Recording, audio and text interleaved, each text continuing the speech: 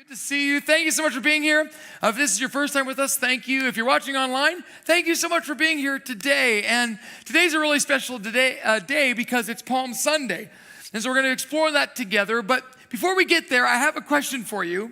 And here it is. When was the last time you were really hopeful? I mean, like you were really hopeful for a day. You couldn't wait to go to sleep so you could get up the next day. When was the last time you were really hopeful about going to work? Or hopeful about a relationship? Or hopeful about your future? When was the last time you really dug deep into hope? That despite the news, you decide that no, it's going to be good today. And despite the loss last night, the Maple Leafs are still going to win the cup, right? Okay. That's delusional, but hopeful. Hope is a powerful thing. Now, I understand why many people are not hopeful in our world today. And the reason is because we've faced disappointment. We hope for something, we wish for something, and it didn't turn out that way. When I was growing up in Thailand, this was long before, iPhones and tablets and all that stuff. We had these things called books. Actually, there's a really cool thing called a comic book. And so every once in a while, when I was growing up in Thailand, we would get what we called a care package. And a care package was sent from somebody in Canada who cared enough to think about us, like the wonderful lady who sent us a half package of Kool-Aid. I guess she didn't need that half and thought we could use it. Anyway, but every once in a while I'd get a comic book. And I love comic books. But if you remember, how many people remember comic books? Okay, they're still around, but not like they used to be. How many remember the ads on the back of the comic books, right? Yeah. For $1, your life could be transformed by something. Remember that? Okay, so I remember the time I saw on the back of a comic book the opportunity of a lifetime to own your own sea monkey. Yes, there it is. You could own these wonderful creatures that had, family relationships. They built empires. Look at the whole family. They're just standing around, just enjoying. You could train them. This was in the advertising. You could train them to do tricks. So I was so hopeful. I was going to build my own kingdom. And so I sent my $1 away, $5 for shipping and handling, to get these things. And when I got the package, I was really disappointed because it was like this little package. I was like, what is this? And there's instructions on the package. You were supposed to get a bowl, put some water in the bowl, put some salt, and then you pour the package in, and voila, your sea monkeys appear. So I did that, and this is what I got.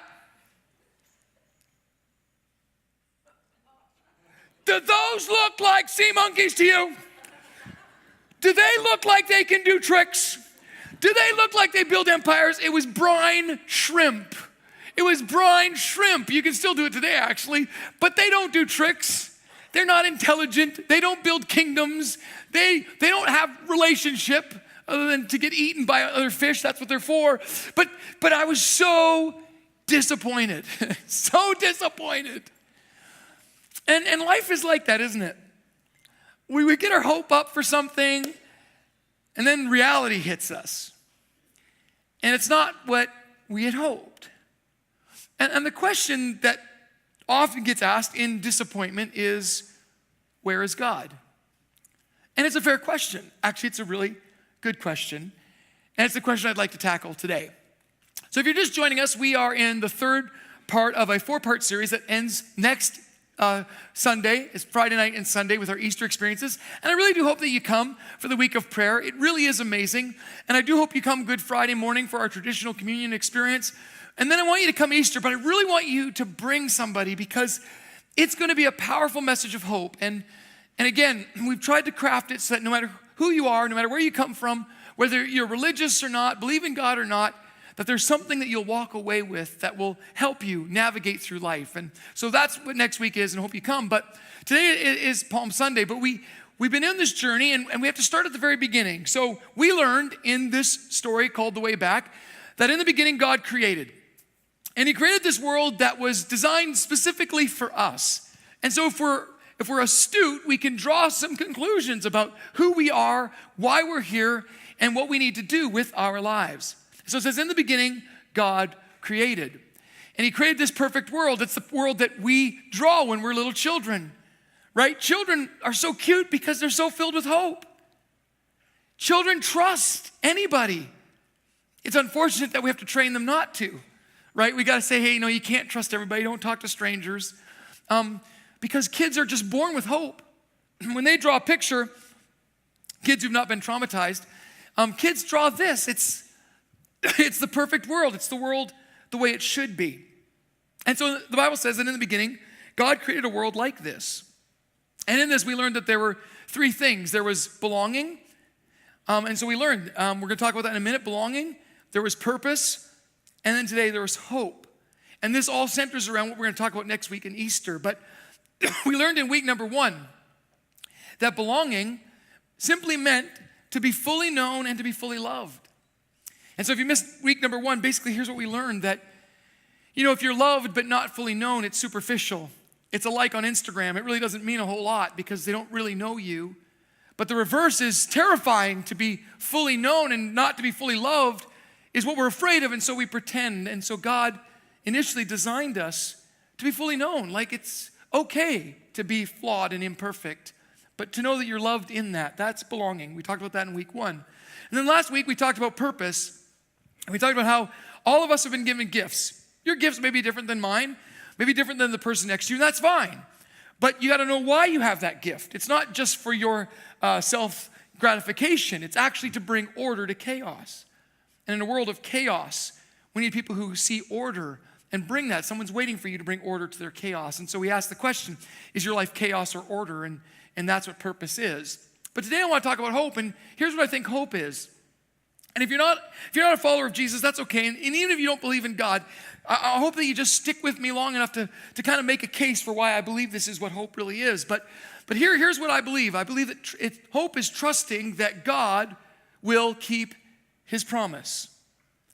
And that's really powerful because promises are powerful. And so it says at the end of this, God created all of this and he saw that it was good. And that word good in the original language means agreeable, means nice, peaceable, functioning. And so maybe you're here and you're like, okay, Bill, nice idea. And maybe that's your problem actually with faith. You think, yeah, people just have this naive optimism, these ideals that aren't real. And you're right. Because the truth is, the reality, the disappointment rests in the fact that we've all had promises broken in our lives. You see, we don't live in the garden, do we? We live in the wilderness of shattered promises. She said she would love you for the rest of your life, and now she won't even talk to you. He said, I'll always be there for you. I've got your back. And then when a better opportunity came, he stabbed you in the back. They said, you'll always have this job. You're secure. You don't have anything to worry about. And now you find yourself unemployed. The government said, this tax is only temporary. There's going to be no more war. We're going to abolish poverty in our nation. Promises, the platforms of political parties that they never can keep. What about the promises you made to yourself? What about the promise that you said, I will never do that again, I promise, and you did? Or the promise you said, I'm never going to be like, and you turned out like. These are the promises that we are forced to live in. And so rather than experiencing the garden where we belong and have purpose and have hope, we find ourselves in the wilderness where we wonder, who do we belong to? Who can I trust? We live in a world of chaos and of broken dreams. And so what does God do about it? He makes a promise. See, the Bible reminds us that into the garden came a lie. And the lie was that you didn't need God, and so people chose that option. And they didn't trust God's promise, and so God steps in, and he says to the one who deceived, the serpent in the story. We're going to talk about that in full next week, but the serpent in the story, here's what he says. He says, I'm going to put enmity between you and the woman. And this is more than just the fear that women have of snakes, because men are afraid of snakes too. So it's more than that. There's something deeper. There's a struggle. There's a tension that's going to come into play. And between you and your offspring and hers, there's going to be this tension, And then here's the promise, he. Who's the he? Well, it's a promised one. Someone who's going to come and take care of this. He's going to crush your head. He's going to destroy chaos and confusion at its root. But you will strike his heel. And so, again, we're going to talk about this fully next week, but I want to talk about the one who's going to come and do this. For this is what happened on Palm Sunday. And so, for generations, the nation of Israel believed and had this hope that God was going to fulfill that promise, that one day he'd come and save them from all their problems. And so when the floods of chaos came and God provided a boat for Noah and his family, the thought was, okay, now this family will be great. And they weren't great. And then when they found them enslaved in Egypt, God sent Moses to set them free. And they thought, great, we'll do great things with our freedom. And they didn't. And when they found themselves oppressed by enemies on every side, God gave them a king named David, who established a kingdom to bring peace, but it didn't. Why? I got thinking about this a lot because I think there's a real big difference between optimism and faith. Now, I'm not against optimism. My wife is one of the most optimistic people you will ever meet. And if you don't believe me, just meet her. It's true. She is optimistic. And if you go to chapters and you look for books on self-help, a lot of it is about optimism, right? Believe this optimism, and it's all the rage right now is self-help, and there's nothing wrong with it, but there's a flaw in it. And I just want to talk about the flaw just for a minute, because you need to know, because if you buy it hook, line, and sinker fully, you're going to be disappointed. And so here's the difference between optimism and faith. Optimism is believing it, whatever the it is. You know, it's like when you get married and you say, oh, I'm gonna make him better. The it is, oh yeah, if I get that job and that'll give me more money, then I'll be happy, I'll be okay. It's putting your trust in something or someone, believing it can be better, and that's good. That's the start. But the problem with putting your hope in a person or a circumstance is that you're putting your hope in something that's unpredictable. I'll take myself as an example. I wish I was always my best self, but I'm not. And I wish that I could live up to all of your expectations. Woo, but I learned long ago that's never going to happen, because I can't. I'm not strong enough. I'm not big enough. I'm not great enough. And the problem with circumstances is they're unpredictable as well. You can't always determine what's going to happen tomorrow. And so when you put your hope in something or someone, it's like building your house on sinking sand. All it takes is one wave to crush everything you've built your life on. But God actually gives a different option, and I just want to explore this with you. And here's what it is. Faith, on the other hand, is believing God keeps his promises. You see, I hear the criticism of those of us who follow Jesus, and it's valid in a lot of cases. They say, well, it's just naive optimism. You just believe that, you can believe in this, something in the sky, and it's going to rescue everything, and one day you're all going to be good. And you're right. If we believed that, it would be naive optimism. I'm with you 100%. It'd be worse than optimism. But what if it's actually not? What if it's actually rooted not in an idea, but in a person? And I believe this person is Jesus, the belief that God keeps his promises. Now, all that is to set up the story of Palm Sunday. And this is why this is important. So here's what's going to happen. It's the week before Jesus is going to be crucified. And Jesus knows what's going to happen. He's been talking about it to his disciples, his followers, his friends for a very long time. He said these things are going to happen, and they don't believe him. And so he's going to go into Jerusalem, and it's Passover. Now, if you're not familiar with that term, again, we don't have a lot of time to unpack it, but you can do further research later, but this is the important part. So it was a celebration of a time when Israel was enslaved in Egypt, and Pharaoh, who was the master, didn't want to let them go. It's really tough to build a pyramid without a lot of slaves. So you can imagine that when someone comes and says, I'm going to take all your workforce and we're going to go start another nation, he wasn't too excited about the idea. So there had to be something that happened. And so God sent a series of warnings, plagues to say, listen, this is going to happen. You cannot oppress my people. They've got to be free. And he didn't listen. Actually, the Bible says his heart became hard. And so the final plague was the death of the firstborn.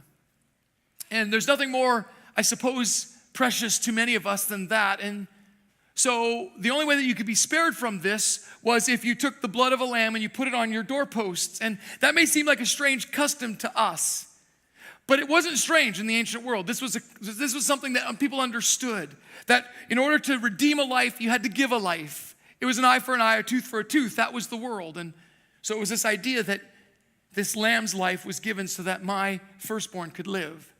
And whoever had blood on the door frames, and it's interesting, it was the shape of a cross, which is so full of imagery and power, but basically it meant that the angel of death pass over. And so for every year since that, the nation of Israel would celebrate this amazing feast. And so all the people of Israel have come into Jerusalem, and they're ready to party. It's a massive party. And on top of that, there's revolution in the air. Because you see, they're under the oppressive thumb of the Roman Empire, and they really don't like it. You wouldn't either. Nobody likes someone else telling them what they can and can't do, especially when it collides with your culture and your values. Welcome to Canada right now, right? So they want to revolt, and rumor has it that this Jesus is the revolutionary king. That this Jesus is going to come, he's going to establish a throne in Israel, in Jerusalem, and he's going to form an army, and he's going to kick out the Romans. You see, we aren't the only ones who are susceptible to the expectations of others. We put our expectations on God all the time. And the reason many of us are disappointed isn't necessarily that we don't believe in God, it's just that God didn't show up the way we wanted him to. Right? This is a moment of transparency. If you ever prayed a prayer like this, God, I'm going to go to sleep, and when I wake up, please let there be a suitcase full of money under my bed. I've actually prayed that one. You prayed that, and of course there's no suitcase under your bed, or God, please, like I really don't like that person, so I'm going to go to sleep, and could you just wipe them off the face of the earth by tomorrow? That would be awesome, right? Because I don't want to have a conflict with them. And so we put these expectations on God, and when he doesn't show up the way we wanted, we say, well, who are you? And so this is what's going to happen. So we read the story in Matthew chapter 21. And here's what this story, it says that Jesus tells his disciples to go and get a donkey. And that seems kind of a weird thing to ask, but it's not, and you'll see why in a minute. So the disciples went and did as Jesus had instructed them. They brought this donkey that he's going to ride in on and the colt, and placed their cloaks on them for Jesus to sit on. So they're getting ready for this it's called the triumphal entry, because everybody thinks this is the introduction of Jesus as the earthly king. So it goes on to say, a very large crowd spread their cloaks on the road, again, a sign of respect, humility, and honor, while others cut branches from the trees. This is where we get the term Palm Sunday, because they cut palm branches down. And the reason that was important was because it was a symbol of defiance. I was trying to think of a modern equivalent. I could only think of three. I thought of the black athletes in the Olympics who had the black glove and raised their hand in defiance. I was thinking maybe of the Chinese man in Tiananmen Square who stood with shopping bags in front of the tank. I thought of maybe the first person who put a sledgehammer into the Berlin Wall. I was thinking about acts of defiance. That's what this was. It wasn't just like, yay, we're so happy. It was like, no, we hate Rome, and Jesus is going to come to kick them out. It was like, it was a placard, an ancient world placard to say, Rome, we hate you. They're putting their life on the line. It was a riot. You need to understand that. And so they cut these branches and they spread them on the road as well. And then it says, the crowds that went ahead of him and those that followed shouted, Hosanna to the Son of David. This again is a reference to a promise that this king would come from the line of David. So they're acknowledging, hey, you're him. Blessed is he who comes in the name of the Lord. And again, another ancient prophecy. Hey, you're him. And these same people who are yelling these incredibly wonderful things, in 7 days are going to be yelling, crucify him. Why? Because that's what disappointment does. The person you love today, you hate tomorrow because they disappointed you.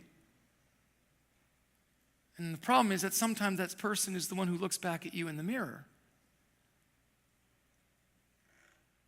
It's not the way I wanted it. So kill them all, kill them all. That's how we respond. Hosanna in the highest heaven. And when Jesus entered Jerusalem, the whole city was stirred and asked, and this might be the most important question you will ever ask, actually. Whether you believe in Jesus or not, whether you're searching or on your journey, here's this question: who is this? Who is this? Because he's just a good guy who cares. Like, really? He's just another failed revolutionary. That's all he is. Yeah, he had some nice ideas. Awesome, treat other people like you want to be treated. That's not unique to him. Lots of other people say that. So what? So why are you all here? Why are you so passionate about this Easter thing? Who cares about this Jesus guy? He died on the cross. That's what they're asking. Who is this? And it's a really good question. And here's what the answer is. The crowds answered, this is Jesus, the prophet from Nazareth in Galilee. Now, again, that's a loaded statement. And we don't get it because we don't live in that time and we don't have the cultural context. But here's what I want you to understand. That what they are acknowledging is that he is a prophet. And this is important because you may be here and you, like me, wonder sometimes if God can keep his promises. Because you feel like God has failed you. And when Jesus dies on the cross, this crowd is going to think, again, God failed us. It's why so many people are disappointed, bitter, frustrated, angry. It's why our world is full of chaos. It's why the same people who can be beautiful in one moment can be really ugly in the next. But what they say is profound, because this Jesus is about to do something that no one else in human history has ever done. And it proves that God keeps his promises. You may not know this, but before Jesus came onto the earth, there were all kinds of men and women who prophesied. They made predictions, that's another way of saying it, of what Jesus would be like. And we're not talking about like vague predictions. We're not talking like, oh, he's going to be a really nice guy, and he's going to be Jewish. I mean, okay, yeah, okay. I mean, we could guess that. Like, if you were to take your child and say, okay, we're going to make some predictions about what they're going to be like. They're going to be a really nice person. You could get away with that. But these are going to be very specific prophecies, predictions. And they're going to be so specific that they're actually outside the control of Jesus. Skeptics have often said, well, Jesus knew what they were, so he just kind of manipulated the environment to have them fulfilled. Let me just address that one for a second. Did you get to decide where you were born? So the prophecy says he'll be born in Bethlehem. Okay, so did he manipulate that? Okay, if you believe he was able to, wow, now you're really talking, because he's more than just a man. He was born in Bethlehem. Could he control the environment to say that when he was just 2 years old, his parents would have to flee to Egypt because a crazy king named Herod was going to kill all the 2-year-olds? That was prophesied, and it happened. Could he have predicted that he would grow up in Nazareth?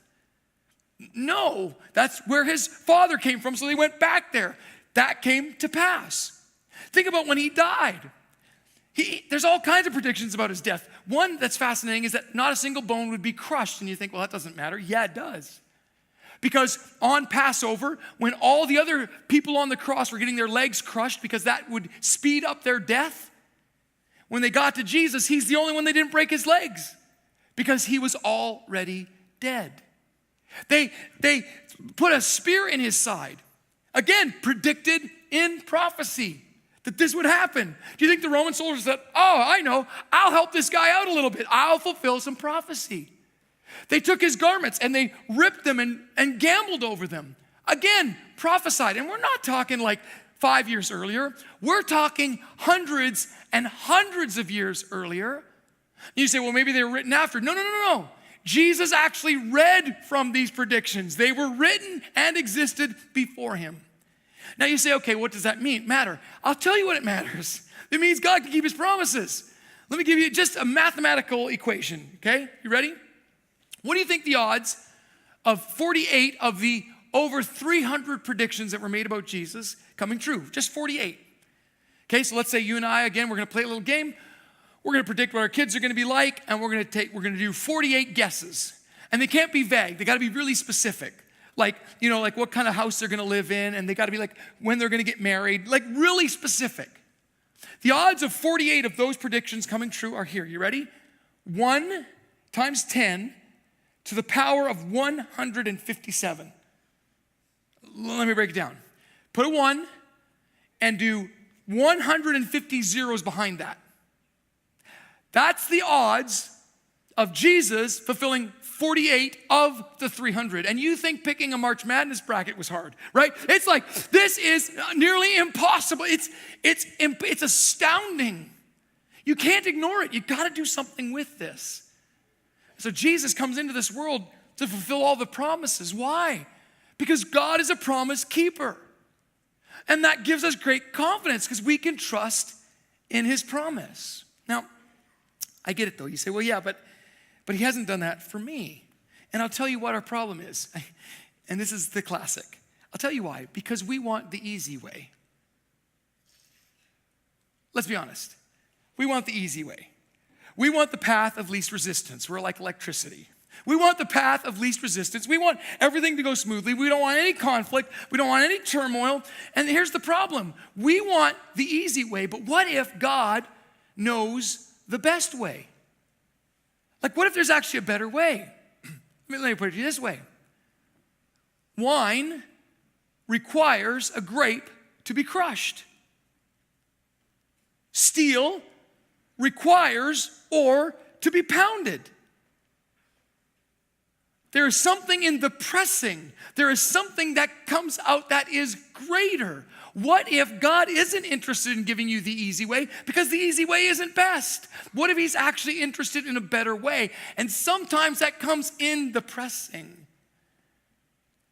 It comes in death so new life can come out. This is a profound idea. Well, think about it this way. I'm fascinated by sociology. Like, I think I should have been a sociologist because I'm just fascinated by why people do things and why they think that way and the way humankind moves and trends. I'm just fascinated with that. But let's talk about beauty just for a second. Okay, because beauty has got to be one of the dumbest thing that we value, but we all value it.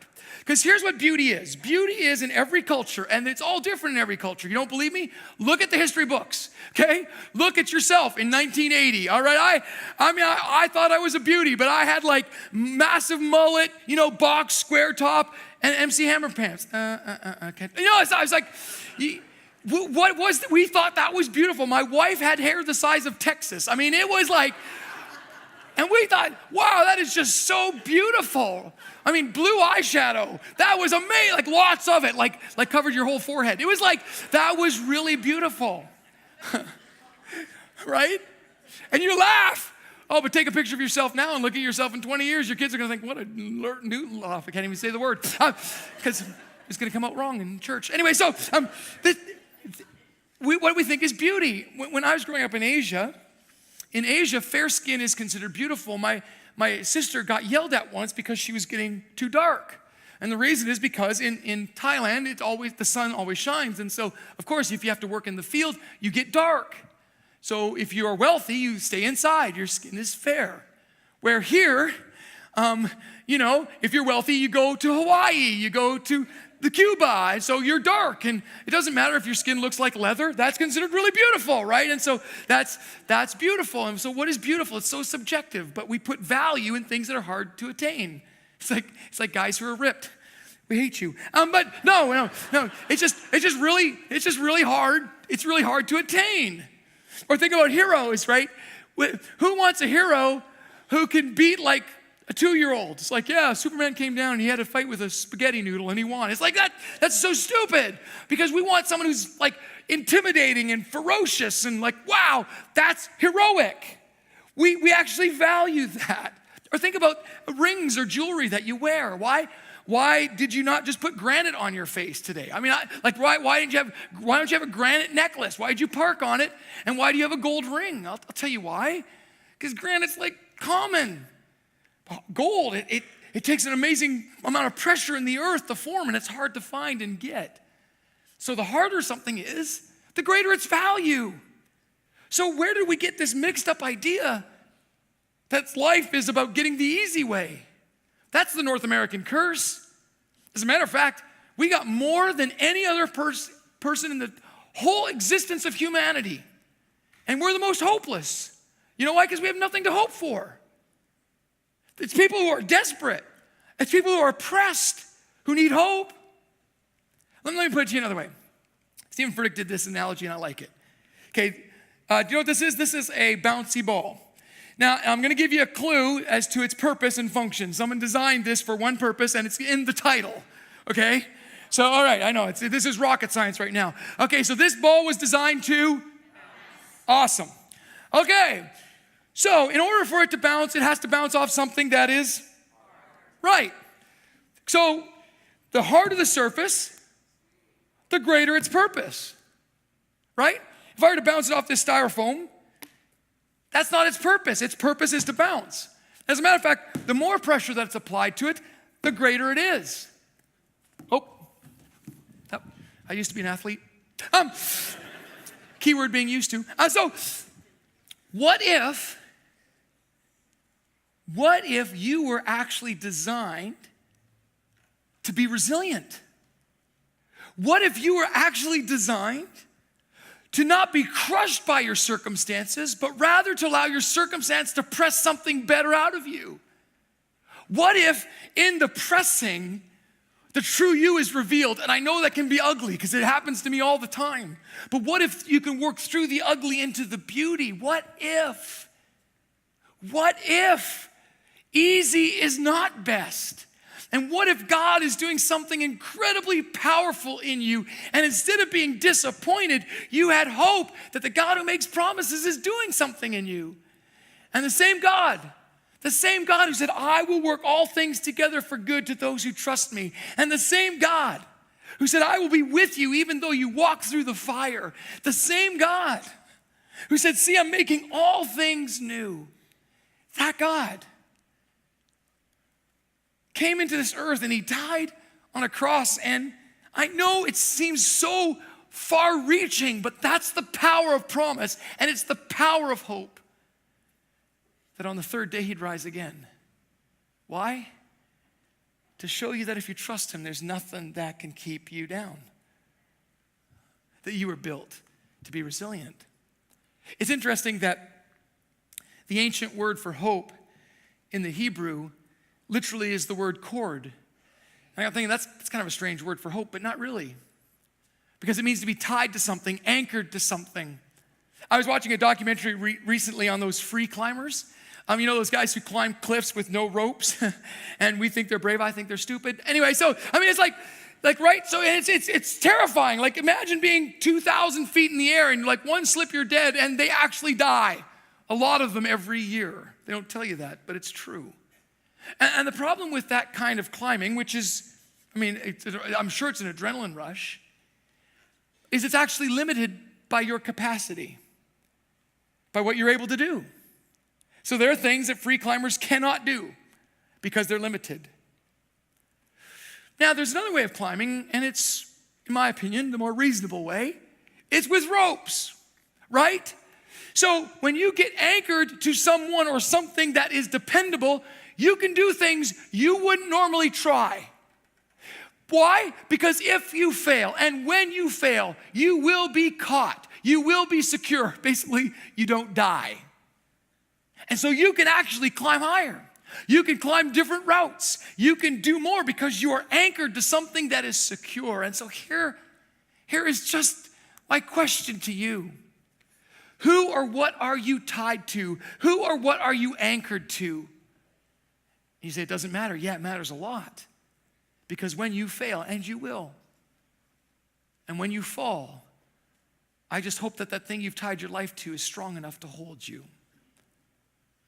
And there's a lot of people in our culture today who say, I could just do whatever I want. I can climb my own climb. I can make my own choices. And you can.